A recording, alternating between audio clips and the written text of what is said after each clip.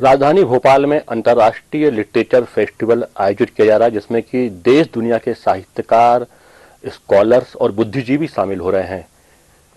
प्रसार भारती के पूर्व सीईओ मयंक अग्रवाल जी भी इसमें शामिल हो रहे हैं और उनकी पुस्तक जो है राइस ऑफ देवास काफी चर्चा में है। हम उनसे बात करेंगे। सर, बहुत बहुत स्वागत है आपका दूरदर्शन पे। धन्यवाद अजीत। सर, बात करें हम, ये लिटरेचर फेस्टिवल हो रहा है, अंतर्राष्ट्रीय स्तर का फेस्टिवल है, ये कितना महत्वपूर्ण आप मानते हैं इस आयोजन को, साहित्य के रूप में अगर देखा जाए, साहित्य जगत के लिए और स्कॉलर्स के लिए? ये कहते हैं साहित्य समाज का दर्पण है। तो ये जो यहाँ पर फेस्टिवल हो रहा है बहुत महत्वपूर्ण है। इसमें 500 से अधिक ऑथर्स, पोएट पूरे भारत से ही नहीं, बहुत कोई विश्व के दूसरे देशों से भी आए हैं। तो एक ये सम्मेलन है जहाँ पर एक दूसरे के विचारों का आदान प्रदान होगा, एक दूसरे की जो है संस्कृति का भी आदान प्रदान होता है उससे। और ये राजधानी जो मध्य प्रदेश की है, भोपाल में हो रहा है, इसका भी एक अपना बड़ा महत्व है। मध्य प्रदेश जो है बड़ा एक सांस्कृतिक केंद्र रहा है प्राचीन काल से। तो इसका आज दूसरा दिन है, फेस्टिवल का बड़ा उत्साह है वहाँ पर। आज़ादी का अमृत महोत्सव हम मना रहे हैं, 75 वर्ष हो चुके हैं आज़ादी प्राप्त किए। प्रधानमंत्री जी कहते हैं कि अगले 25 वर्ष जो हैं, जब 100वां हम मनाएंगे वर्षगांठ, तो बहुत महत्वपूर्ण होंगे। आप किस तरह देखते हैं इन 25 वर्षों में भारत की प्रगति को? आपको लगता है कि कितना महत्वपूर्ण ये 25 वर्ष हैं पूरे देश के लिए, देश के लोगों के लिए, दुनिया के लिए? बहुत महत्वपूर्ण है। आपने देखा आज़ादी का अमृत महोत्सव हमने किस गर्व से पूरे राष्ट्र ने मनाया।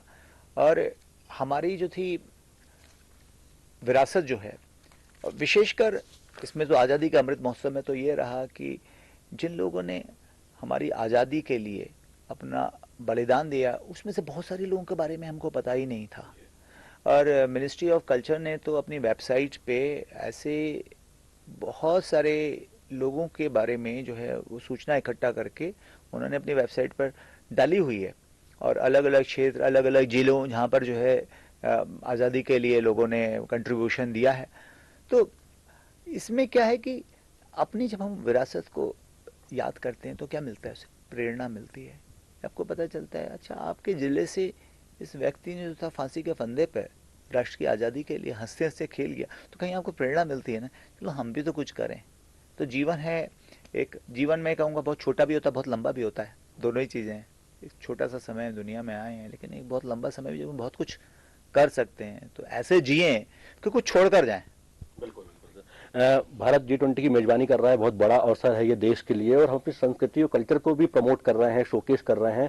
प्रधानमंत्री जी लगातार जिक्र करते रहते हैं तमाम मंचों से कि G20 कितना महत्वपूर्ण है, और जिस तरीके से हम लगातार बैठकें हो रही हैं और तमाम डेलीगेट जो आ रहे हैं दुनिया भर के, वो हमारी कल्चर संस्कृति को देख रहे हैं। आपको लगता है G20 भारत को पुनर्स्थापित करने में, भारत के कल्चर को, संस्कृति को, भारत के विजन को कितना महत्वपूर्ण ये कदम है, ये रहा है एक प्लेटफॉर्म? बहुत महत्वपूर्ण। आपने कहा कि G20 एक वो सीरियस बिजनेस तो है ही। इसमें अलग अलग सेशंस हो रहे हैं, जिसमें इकोनॉमी के ऊपर भी सेशन होता है, एजुकेशन के ऊपर भी हो रहे हैं, हेल्थ के ऊपर भी हो रहे हैं। लेकिन सबके साथ एक जो कॉमन चीज़ है, हर जगह जो हमारे यहाँ विदेश से जो अतिथि लोग आ रहे हैं उनके समक्ष भारतीय संस्कृति का अलग अलग जो विधाएं हैं उसका प्रस्तुतिकरण हो रहा है। दूसरा एक बड़ी अच्छी जो चीज़ हो रही है, तो ये सेशंस पूरे भारत में अलग अलग जगह पर हो रहे हैं। तो उसकी जो विविधता है वो भी G20 के हमारे मेहमानों के सामने जा रही है। और इसकी जो एक रिचनेस है, मुझे नहीं लगता है कि इससे पहले G20 के जो सम्मेलन दूसरे देशों में हुए उनको इतने महत्व से और इस तरीके से किसी देश ने जो है वो प्रस्तुत किया है अपने मेहमानों के सामने। बड़े एक अनूठे तरीके से हमारे यहाँ जो है बहुत अच्छा कार्य हो रहा है इसमें। सर, युवाओं की बात करें, हमारा देश जो है युवा देश है, काफ़ी बड़ी आबादी यहाँ युवाओं की है, और अगले कुछ वर्षों में बहुत महत्वपूर्ण भूमिका रहने वाली है युवाओं की राष्ट्र के निर्माण में।